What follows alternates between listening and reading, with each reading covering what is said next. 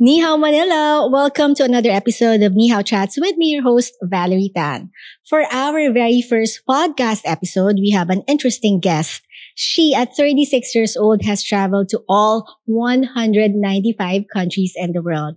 And today, we will find out about her experiences, the highs and the lows, the pros and the cons, and of course, her most memorable trip to China. Let's all welcome Catch Medina Umandap. Hi, Catch. Ni hao, Valerie. Thank you. Thank you so much for the invitation. Congratulations, 195 countries. Pero actually, more pa, di ba? Other places pa? Like, if you only count like United Nations, like 193 plus 2. Pero if you count territories, for example, Puerto Rico, it's not a country, but that's a territory. Tapos marami pang destinations. I've been to 200 plus, but we'll only count yung mga UN. Yung pagiging travel blogger, that's a dream of a lot of the millennials and the Gen Z, no? Paano ka ba nagsimula maging travel blogger? Okay, I just want to clarify, may mga interviews kasi ko na vlogger. Ngayon pala ako magba-vlog, like V as in V. I'm a blogger. Like, yung mga panahon natin, we're like mostly writing. So I wrote in publications. Diba nag-start pa sa MySpace. And then, I started travel blogging in 2013. And then 2014, I had like one viral article that was published on Rappler. The article was called Career or Travel, Why Not Both? Tapos doon ako nag-start. But then lately, I was not able to keep up sa technology because I focus on traveling and my business. Pero ngayon, papasokin ko na yung vlogging, yung mga short form videos and stuff. So you're really a travel writer? I'm a travel writer, yes. So ano yung mga biggest challenges that you faced when you started doing this yung career na to? Biggest challenges is like, of course, getting an audience. Parang sino ka ba? Like, why would people follow you, diba? And I never blog kasi I left the Philippines when I was 20. So like after university. So hindi ako kilala sa Philippines, and the things that I write about are destinations na saan ba tong mga lugar na to. But those kind of challenges really helped me kasi I ended up like writing for bigger publications, like Rappler, ABS, tas Cosmopolitan. Nag-freelance muna ako. A lot of people kasi ito yung parang dream job nila eh. Yes. At what point did it come to you na, ay, pwede pala itong full-time career? I started 2013, 14, nag-write na. 2015, when I started earning money from affiliate marketing and ads and mga sponsorship. And then 2016, sabi ko, okay, perfect. I got hindi pa masyadong big time yung mga tao sa Instagram nun eh. Hindi pa yung mga talagang mga effort, yung mga photos and everything. So I was ahead of the game and I was able to work with different tourism boards, hotels, at saka airlines. Tapos yun na, full-time na ako 2015. And then you also have your travel agency? Later on. Like, I just started it 2021, 2022. Later on, I focused really my mission was just to really visit all the countries. So like the other stuff, like fame, writing, later on, ngayon lang ako nag-start. Parang kumbaga nag-invest ka ng a lot of time and resources in the beginning, ngayon mo lang nare-reap lahat. No, I started with the blog with the intention of getting free trips. So I focused first on like, okay, I have to make sure that I had like 1 million views before, like marami naman akong, may mga followers, like, but I didn't grow exponentially like my mga YouTuber friends and everything because I didn't focus on that. I focused on getting the record muna. Pero I was able to travel for almost free most of the time, years ago. So of all the 195 countries you visited, alin dun yung most memorable? I'm sure that's so hard for you to pick one. I'll give you like maybe top 5 countries that I like. And why? Kahit 2 sentences lang, 1 to 2 sentences. Like, I'll choose the countries that are least visited, kasi na parang, pag nandun ka kasi, I feel like, bigyan ko na yung countries, North Korea, Tuvalu, Turkmenistan, those were like, wow, pagdating mo doon, parang ikaw yung main character ng movie. Like, ikaw yung na... Pinagtitinginan ka ng mga tao kasi parang unique, ganun ba? not just like they look at me, but like how I look at them. Parang, you know, like you don't experience this in like a normal day-to-day experience. And the tourist count are very low as well. Then countries that I really love, like I love Montenegro, that's my second home. And I actually encourage people to go there because you know what? If you're Filipino and you have a multiple entry Japan visa, you can enter this European country visa free. Not everyone knows that. And Antarctica, it's not a country, it's a continent. Like that experience is parang, di ba, kaling ka sa Philippines. Wherein before you'll find like snow if you go to the shopping mall para, you know, like you want to do the ice skating. But like I've never like experienced something like that. So yung mga ganon, no? Wow, it's just a dream. Parang yung mga yun yung nakikita ko lang sa mga books no? Tapos ikaw napuntahan mo na talaga. So you said Montenegro, Antarctica, what else? Korea, North Korea, Tuvalu, Turkmenistan. Oh, why? Well, actually, the Tuvalu, I've never heard of it. You know, Tuvalu, I think you've heard about it, but like, this is the country that they said that will go underwater in the next 50, 100 years. You've heard about this, like because of the climate change, they use it like as a model. So the only way you'll able to enter this very remote country in the Pacific Ocean is to fly to Fiji. And Fiji has a smaller airport. And pagpunta mo doon sa airport, isang eroplano lang ang pumupunta doon sa country na yon. And like you can walk from the end of the island to another end. Parang mas maliit pa sa mga islands natin. But it's a country.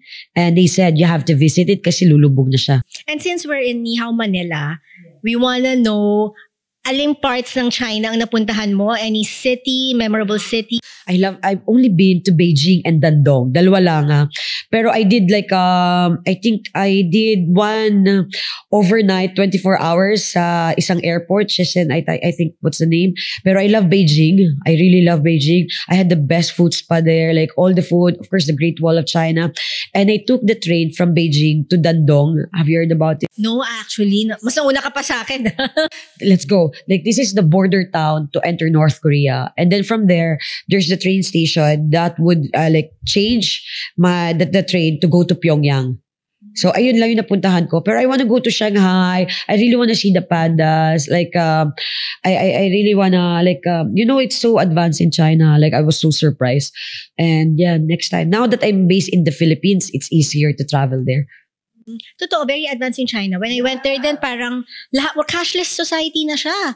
Pag may cash ka, magugulat pa sila, oh, ano yan? Parang kang ancient. Yeah, before I even like arrived, you know, Alipay lahat na connected. Like it's actually, I thought, di ba, galing kang Philippines, like it's like, oh, China, more like traditional, old school. No, it is not like true, especially sa big cities like Beijing, no? And I want to go back. I want to do like study traditional Chinese medicine. Like maybe like when I have more time.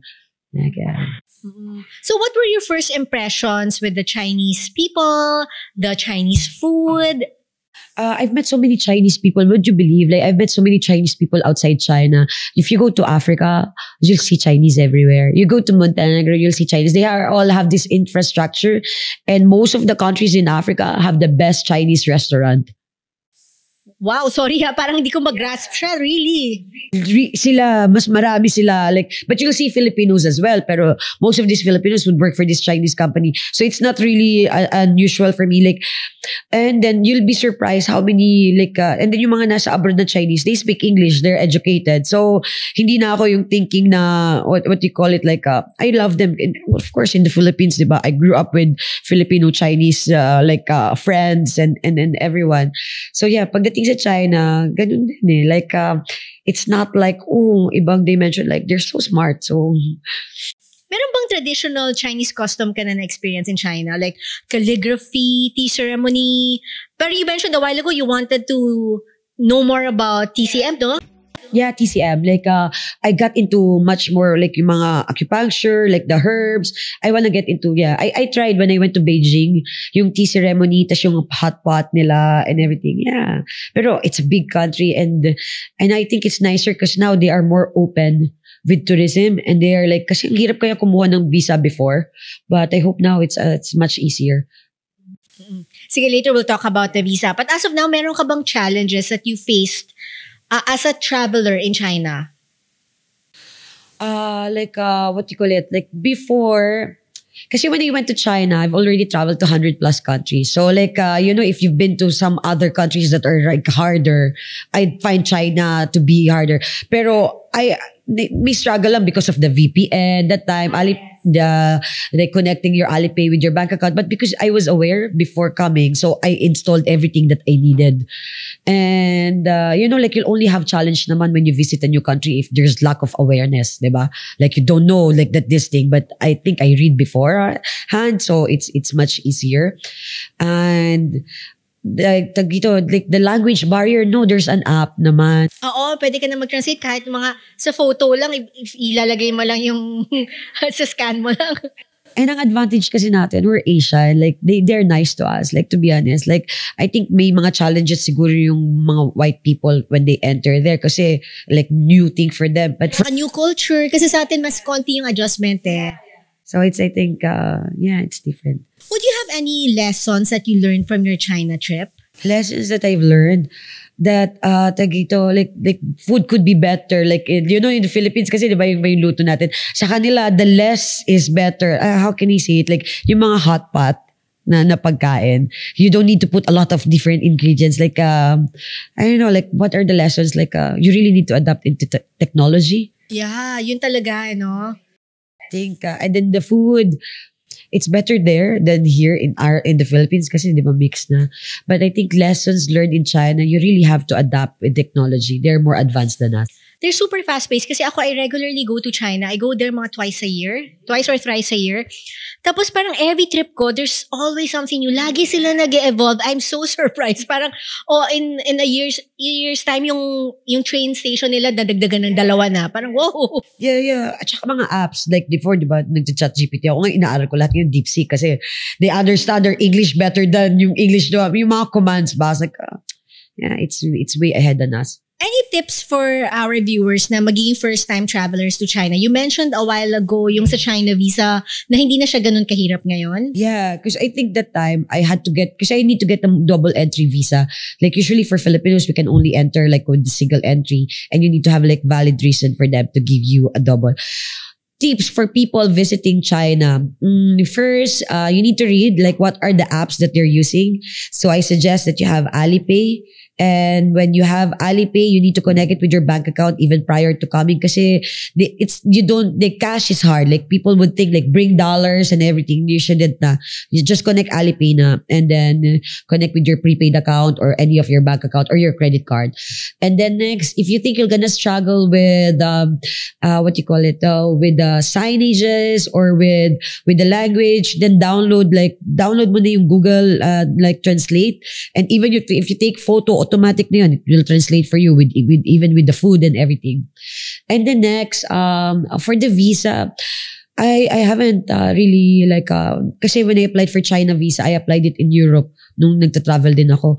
But yeah, I think now there are like perks as well. If you couldn't apply for the China visa in advance, there are certain airports in China wherein you can enter 24-hour visa-free transit. So, may mga Shenzhen, kasi ngayon, alam mo, I fly now via China, South China Western Airlines. China Southern Airlines. Tapos may isa pang airlines. I flew from Sri Lanka to Manila via China. And then, kasi yung aeroplano nila, mas malalaki. Tapos mas masarap yung pagkain. So, imbis na naglo-locos ako, dumadaan akong China ngayon. Yeah. Ayun lang yung mga kailangan nilang malaman. So, when you went to China, how did you find yung prices ng food, ng hotel, leisure? Because when I traveled to China, I was coming from Europe. So like everything is so reasonable and tsaka mura. Pero if you're coming from the Philippines, kasi when I flew one time, nagaling Philippines, syempre parang medyo mas mahal ng konti. Kasi because of the exchange rate, di ba? But I think it's easy to go luxury in China. Kasi nagstay ako nun, may 5-star hotel eh. And then like reasonable siya compared na same 5-star chain na same sa Europe. Like mas mura yung presyo. And then, China is very good way to experience luxury. Oh, yes. Yung when I went to China, parang mas mahal nga ng konti sa Philippines, but it's still, reachable. Hindi siya yung parang kailangan mo mag-ipon ng ilang buwan na sweldo just to be able to go there. Yeah, and then, as I've said, like the golden rule, like talaga, like if you can afford to go splurge in a country na mura, dun ka mag-splurge. Tapos, dun ka mag-budget sa mga social na bansa. Kasi, like, it's easy, like, mag-walking tour ka sa Europe ng libre, like mga tourist attraction and everything are libre, you know what I mean? How about safety in China? I felt safe in China. I don't think anyone would try to do anything kasi di ba mas strict yung government nila when it comes to rules and everything. And also when I went there, I went on group tours Yung nagpunta ako Great Wall. Syempre, alam ko hindi ko maiintindihan yung mga rules. Hindi na ako nag-DIY. So, I felt safe there. So sa lahat pa ng napupuntahan mo, do you still remember the memories that you create in each country? Kasi in such a short period of time, relatively, for 195 countries. I still remember, pero halimbawa, you ask me like, anong ginawa mo sa ganito? Like, I'll remember a few stuff, but I remember the people who are usually like who hosted me in each country. Like, ayun talaga yung highlight. Like, everywhere I visited, I really network. But not just network na, hey, this, but I really made friends with people na who I know will eventually help me with what I aspire to do in the longer term, Like, I want to bring more tourists to their country and I want their tourists to come to the Philippines. So, I remember. And thankfully, with the blog, I document everything. So, alam mo, like, with my claim, they had to verify me kung talagang nakapasok ako sa bansa, you left the airport. And thankfully, with the blog, I documented talaga, like, sino tong kausap ko. Tsaka kailangan may proof na kung sinong nakasama ko doon or what, for my claim na I visited all the countries. So, okay, Catch, let's go into something light. We have a fun segment. I'll be asking you a couple of questions tuloy-tuloy, Okay, fast. Speed. Fast talk. Okay, fast talk. Okay. What's the weirdest food you've ever eaten on your travel journey? Mga scorpion at iba't iba pa sa Asia. Basta mga iba't ibang body parts ng hayop. Mga intestines and everything. So, what's your most embarrassing travel moment? Car accident in Pakistan. What's the strangest or funniest souvenir you've ever brought home? Oh, I only collect cash. Wow. So you have 195 currencies. Oh, nice. If you could bring 3 items on a trip, what would it be? My phone, my passport, and $100. You can survive with that? Yeah. If you are to choose only 3 countries to visit, what would it be? I think for the next few years, I want to visit like China, Montenegro, and Japan. Okay. China, I'll see you sa next China trip natin. All right? Ladies and gentlemen, this was Catch Umandap. Thank you so much for joining us. Thank you, Val. Thank you for the experience. And how can they reach you kaya if they wanna hook up, collab? Follow me on social media. You can find me Catch.umandap, KACH.umandap. And I have like few websites that maybe you could find information. Like for Filipinos who wants visa, you could check filipinopassport.com. And if you want to meet me and travel with me to some off the beaten countries, you could go to travelwithcatch.com. So I have like upcoming tours to Balkans, Morocco, Antarctica, and maybe North Korea soon. And if you want tips about being a digital nomad, you can check twomonkeystravelgroup.com. That's it. Once again, thank you so much, Catch. Thank you. And thank you to everyone for joining us in today's episode of Ni Hao Chats. And guys, I have more good news. We have just received the silver play button from YouTube. Yay! Thank you so much, everyone, for supporting us. Please do continue to catch us here at Ni Hao Manila. Once again, my name is Valerie Tan. Thank you, everyone. Ni Hao Manila!